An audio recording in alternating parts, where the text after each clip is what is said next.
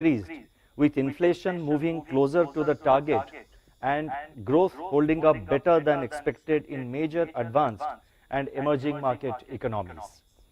On the other hand, the ongoing wars and conflicts and the emergence of new flashpoints in different parts of the world, with disruptions in the Red Sea being the latest in the series, impart uncertainty to the global macroeconomic outlook. In this unsettled global environment, the Indian economy has performed remarkably well in the recent years. Growth is accelerating and outpacing most of the forecasts, while inflation is on a downward trajectory. At the current juncture, India's potential growth is propelled by structural drivers like improving physical infrastructure, development of world-class digital and payments technology, ease of doing business, enhanced labor force participation, and improved quality of fiscal spending. Our multi-pronged, proactive and calibrated policies on the monetary, regulatory and supervisory fronts have worked well to maintain and strengthen macroeconomic and financial stability. Let me now turn to the decisions and deliberations of the Monetary Policy Committee meeting, the Monetary Policy Committee, which met on 6th, 7th and 8th of February, that is culminating today. After a detailed assessment of the evolving macroeconomic and financial developments and the outlook, the Monetary Policy Committee, that is MPC, decided by a 5-to-1 majority to keep the policy rate unchanged at 6.5%. Consequently, the standing deposit facility rate remains at 6.25%, and the marginal standing facility, that is MSF rate, and the bank rate at 6.75%. The MPC also decided by a majority of 5 out of 6 members to remain focused on withdrawal of accommodation to ensure that inflation progressively aligns with the target while supporting growth. I shall now briefly set out the rationale for these decisions. The momentum in domestic economic activity continues to be strong. Headline inflation, after moderating to 4.9% in October, rose to 5.7% in December 2023. This was primarily due to food inflation, mostly vegetables. The softening in core inflation, that is CPI inflation excluding food and fuel, continued across both goods and services, reflecting the cumulative impact of monetary policy actions as well as the significant softening in commodity prices. The uncertainties in food prices, however, continue to impinge on the trajectory of headline inflation. Taking into account this growth inflation dynamics and the fact that transmission of the cumulative 250 basis points policy rate hike is still underway, the MPC decided to keep the policy repo rate unchanged at 6.5%. The MPC will carefully monitor any signs of generalization of food price pressures which can fritter away the gains in easing of core inflation. Monetary policy must continue to be actively disinflationary to align inflation to the target of 4% on a durable basis. The MPC will remain resolute in this commitment. The MPC also decided to remain focused on withdrawal of accommodation to ensure fuller transmission and anchoring of inflation expectations. I now propose to provide an assessment of growth and inflation. Let me take up first global growth. Global growth is expected to remain steady in 2024 with heterogeneity across regions. Though global trade momentum remains weak, It is exhibiting signs of recovery and is likely to grow faster in 2024. I would like to mention that, I am making several statements, and the supporting data for all the statements that I am making, all the sentences that I am reading out, the supporting data is provided in the footnotes. So therefore, those of you who are interested can refer to the footnotes for the backup data in support of whatever statements I am making here. So let me just restart so that there is continuity. Global growth is expected to remain steady in 2024 with heterogeneity across regions. Though global trade momentum remains weak, it is exhibiting signs of recovery and is likely to grow faster in 2024. Inflation has softened considerably and is expected to moderate further in 2024. Financial markets are volatile as market participants adjust their expectations on the timing and pace of rate cuts by major central banks, who in any case remain cautious against premature easing in their fight against inflation.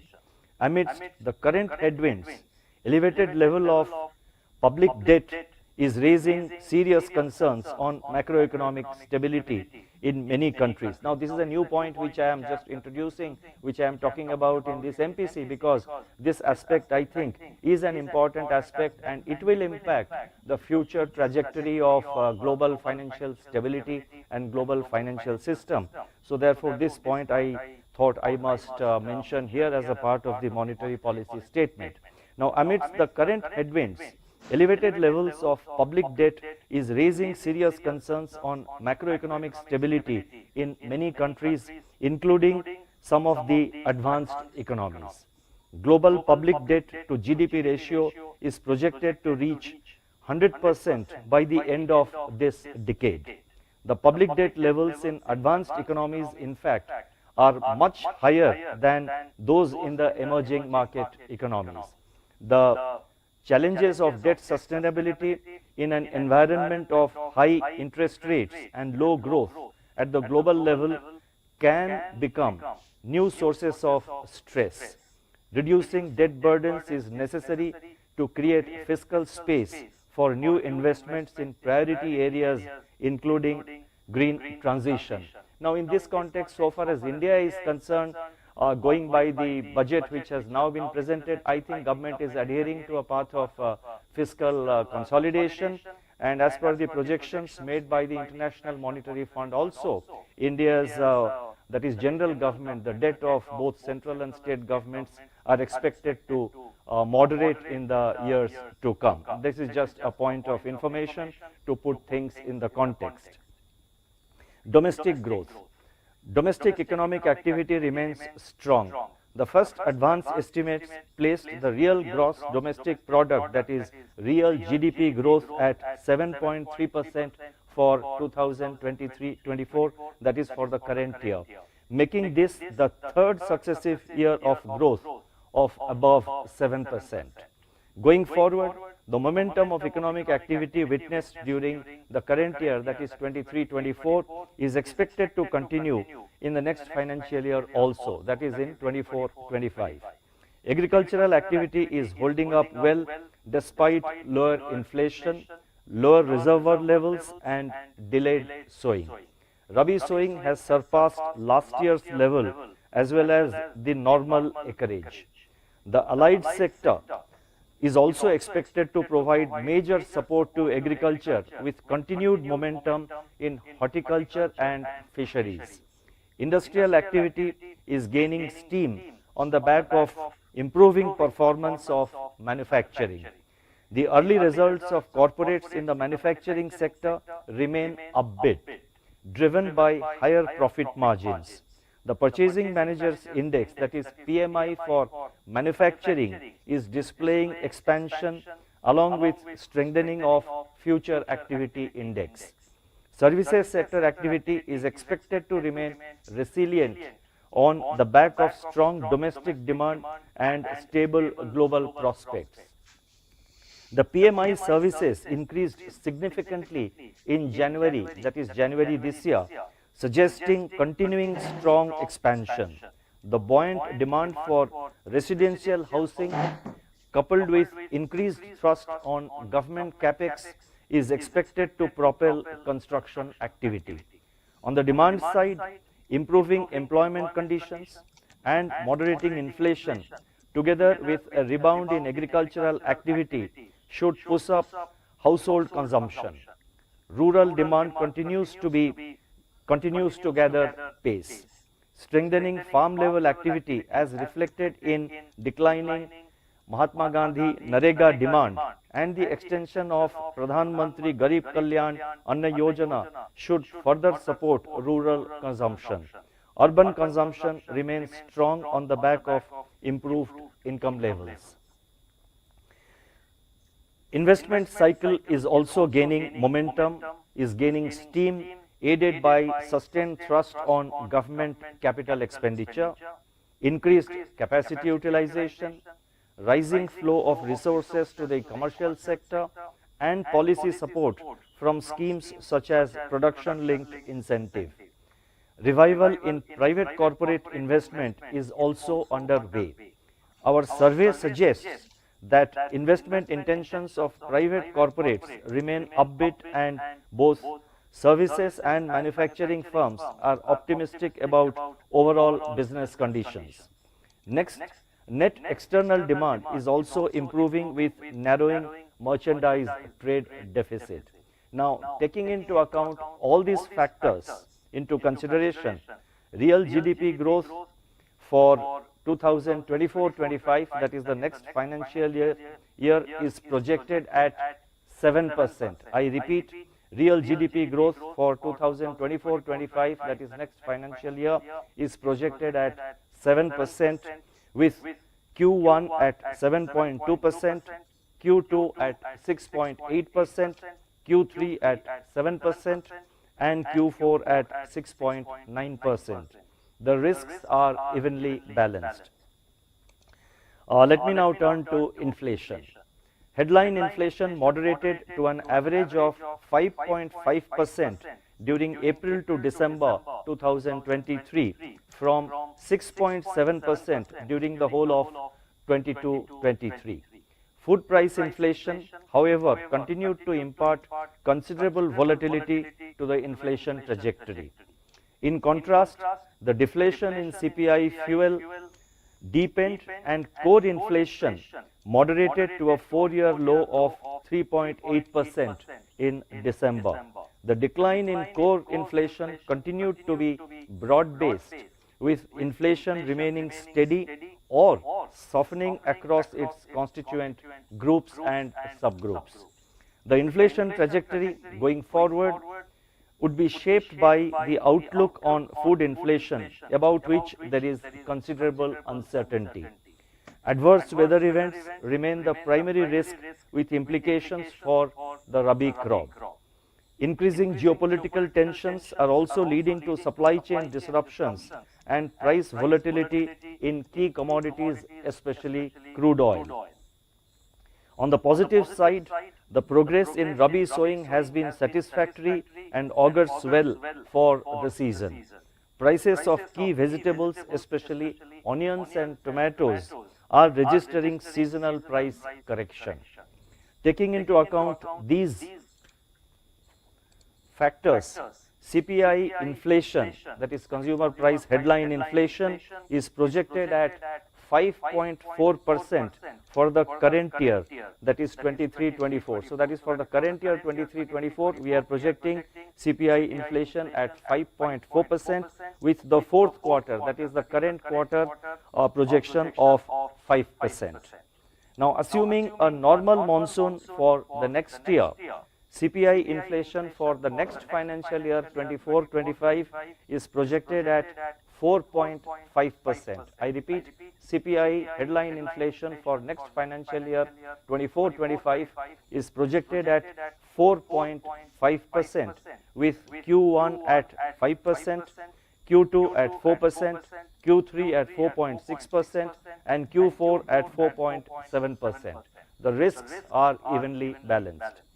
Now, what do these inflation and growth conditions, what do they mean for monetary policy? Let me try an answer. Inflation has has seen a significant moderation from the highs of the summer of 22. That is the summer of 2022.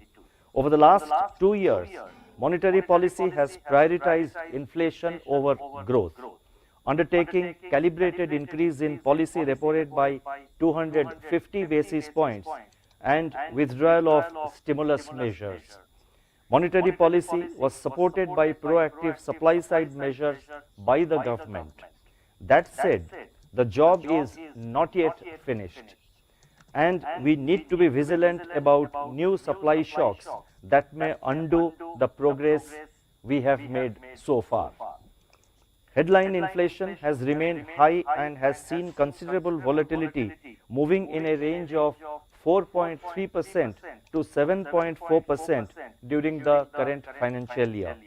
Recurring food price shocks could interrupt the ongoing disinflation process, with risks that it could lead to de-anchoring of inflation expectations and generalization of the price pressures. Adding to these are the renewed flashpoints on the geopolitical front, including supply chain disruptions. Importantly, the CPI inflation target of 4% is yet to be reached.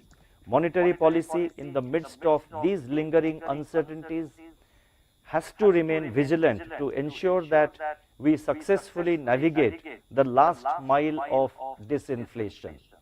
Now, the last mile of disinflation is always the most challenging, and that has to be kept in mind. Stable and low inflation at 4% will provide the necessary bedrock for sustainable economic growth. This point is very important, because if we are interested in the long-term growth of our economy, then we need a regime of low and stable inflation. That is why we remain focused on bringing the inflation, to align the inflation to the target on a durable basis. I would now like to focus on the liquidity and financial market conditions, about which there is a lot of interest in the financial markets and also elsewhere. After remaining in surplus during April-August 2023, system-level liquidity turned into deficit from September after a gap of 4.5 years. Adjusted for government cash balances, potential liquidity in the banking system is still in surplus, and that may surprise you. But adjusting for government cash balance, potential liquidity in the system is still in surplus. During December-January, the Reserve Bank proactively injected liquidity through both the main and the fine-tuning repo operations to ease liquidity tightness in the system. With government spending picking up and augmenting system-level liquidity, I must mention that in the recent, particularly in the second fortnight of January, government expenditure was sustained, but I think there has been a significant pickup from the second fortnight of January, and also we are witnessing the same in February. And so with government spending picking up and augmenting system level liquidity, the Reserve Bank undertook 6 fine-tuning variable rate reverse repo auctions, that is VRRR auctions, during February 2 to February 7, 2024 to absorb surplus liquidity. Financial market segments have adjusted to the evolving liquidity conditions in varying degrees. While the short-term rates have fluctuated, long-term rates have remained relatively stable, reflecting better anchoring of inflation expectations, as indicated in the softening of term spread in the government securities market. In the credit market, however, monetary transmission remains incomplete. Let me reiterate, and this is very important, let me reiterate that our policy stance is in terms of interest rate, which is the principal tool of monetary policy in the current framework. Our stance of withdrawal of accommodation should be seen in the context of incomplete transmission and inflation ruling above the target of 4%, and our efforts to bring it back to the target on a durable basis. So far as liquidity conditions are concerned, there are these, so far liquidity conditions are concerned, these are being driven by exogenous factors which are likely to correct in the foreseeable future, aided by our market operations. On our part, the Reserve Bank remains nimble and flexible in its liquidity management through two-way main and fine-tuning operations in both repo and reverse repo. So you would have noticed we have done two-way, market interventions, both repo and now reverse repo. And we have been very nimble even during during one particular day, like yesterday and day before.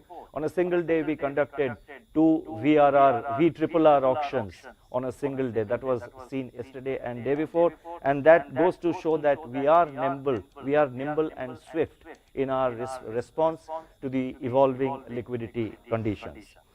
Now, I would like to emphatically state here that we will deploy an appropriate mix of instruments to modulate both frictional and durable liquidity so as to ensure that money market interest rates evolve in an orderly manner and financial stability is maintained. The reversal of liquidity facilities under both SDF and MSF, even during weekends, which we announced in the last, that is in December policy statement, has actually facilitated better funds management by the banks. As of February 7, 2024, the Indian rupee has remained stable compared to both its emerging market peers and even a few advanced economies. In terms of coefficient of variation, the Indian rupee exhibited the lowest volatility in 2023-24 as per the data available between April to January of the current financial year. Now this I am saying compared to the corresponding period in the previous 3 years. Let me reiterate that the exchange rate of the Indian rupee is market determined. Its relative stability in the recent period, despite a stronger US dollar and elevated US Treasury yields, reflects the strength and stability of the Indian economy, its sound macroeconomic fundamentals, financial stability, and improvements in India's external position, particularly the significant moderation in current account deficit, comfortable foreign exchange reserves, and return of capital flows. Now, the confluence of all these factors put together have ensured that the Indian rupee, the exchange rate of the Indian rupee, has remained fairly stable over the last 1 year or so. I would now like to touch upon financial stability. The domestic financial system remains resilient with healthy balance sheets of banks and financial institutions. The financial parameters of non-banking financial companies, that is NBFCs, are also improving in tandem with those of the banking system. Good governance, robust risk management, sound compliance culture, and protection of customers' interests are of paramount importance for the safety and stability of the financial institutions as well as that of individual financial institutions. The Reserve Bank lays great emphasis on these aspects. We expect the regulated entities of the Reserve Bank to accord the highest priority to these functions. External sector is the next area on which I would like to touch upon. India's current account deficit declined sharply to 1% of GDP in the second quarter of 2023-24, that is second quarter of the current financial year, from 3.8% in the second quarter of the previous year. Going ahead, the net balance under services and remittances is expected to remain in large surplus, partly offsetting the trade deficit.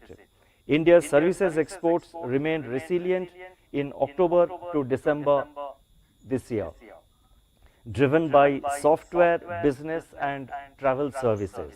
Moreover, with around 10.2% share in world telecommunications, computer and information services exports, India is a significant player in the world software business. According to the World Bank, with an estimated $135 billion inward remittances in 2024. I repeat, the World Bank estimates the inward remittances for India to be in the order of $135 billion in 2024.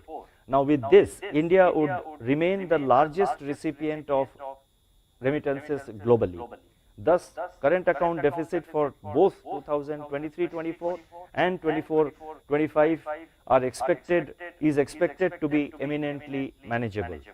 On the financing side, net foreign direct investment stood at $13.5 billion in April to November 2023, as compared with $19.8 billion a year ago. Foreign portfolio investment, that is FPI investment, witnessed a sharp turnaround during 2023-24, that is current year up to February 6, with net FPI inflows of $32.4 billion as against net outflows of $6.7 billion a year ago. Net accretions to non-resident deposits and net inflows under external commercial borrowings were also higher during the current year. As on February 2, 2024, India's foreign exchange reserves stood at $622.5 billion. Vulnerability indicators suggest greater resilience of India's external sector. We are confident of comfortably meeting all our external financing requirements. I shall now announce certain additional measures, and some of these measures are very important, so I request your patience.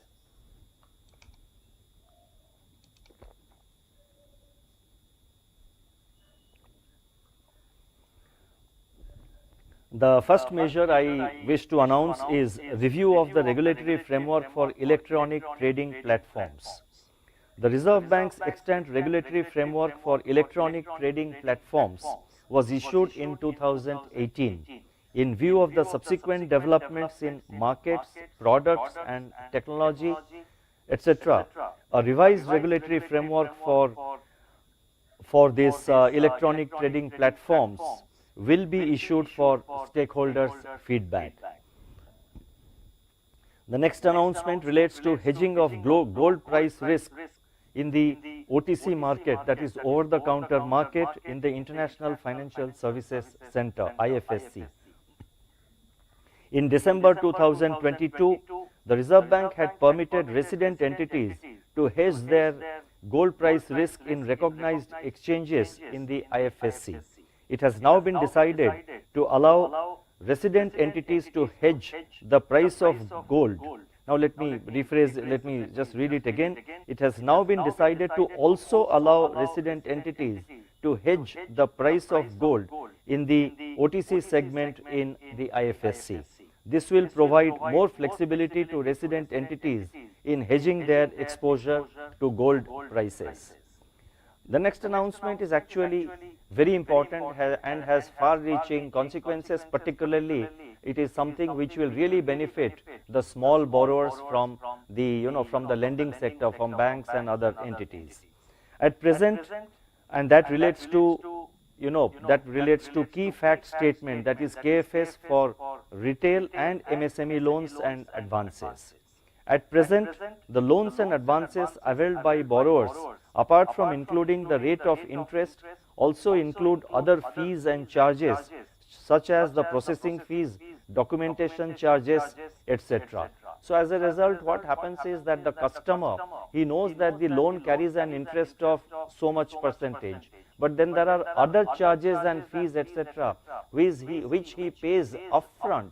Now that also needs to be loaded into the actual interest rate. So the customer has a clear idea that what is the actual annualized interest rate that he pays. And this is something on which, as you are aware, as I have said a little earlier, customer centricity is something on which the Reserve Bank lays a great emphasis in the overall public interest. Now, to enhance transparency in disclosure of such information, that is information on various charges, fees, etc., the Reserve Bank had mandated certain categories of lenders to provide the borrower a key fact statement, that is KFS, containing essential information such as all-inclusive annual percentage rate and recovery and also details of the recovery and grievance redress mechanism. The requirement of the key fact statement is now being extended to cover all retail and MSME loans. This measure will lead to enhanced transparency in lending and will enable customers in making informed decisions. The circular will be issued separately. Obviously, we have to give some time to the banks to comply with these requirements, because quite a few preparatory action needs to be taken at the end of the banks. The next announcement relates to enhancing the robustness of AEPS. Aadhaar enabled payment systems, that is AEPS, has played an important role in financial inclusion by enabling customers to make digital payment transactions through service providers such as business correspondents. Given their significance, it is proposed to streamline the process for onboarding of AEPS service providers and introduce some additional fraud risk management measures. This measure will further strengthen the security of the AEPS system and enhance its robustness. The next announcement relates to principle-based framework for authentication of digital payment transactions. Over the years, the Reserve Bank has proactively facilitated introduction of various mechanisms such as additional factor of authentication for securing digital payments. While no particular mechanism was specified by the Reserve Bank, SMS-based OTP, that is one-time password, has become very popular. With technological advancements, however, alternative authentication mechanisms have emerged in recent years. Therefore, to facilitate adoption of alternative authentication mechanisms for enhancing the security of digital payments, it is proposed to put in place a principle-based framework for authentication of such transactions. The next and the final announcement, the last announcement, relates to introduction of programmability and offline functionality in central bank digital currency pilot projects.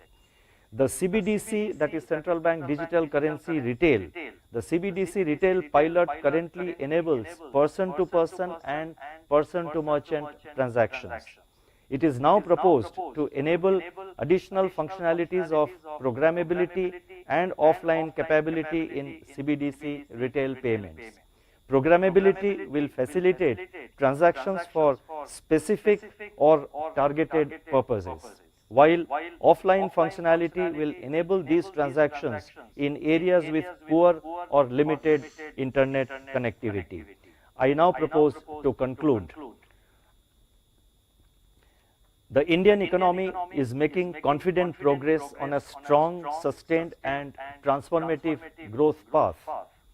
Domestic and international investors are reposing greater confidence on India's economic prospects.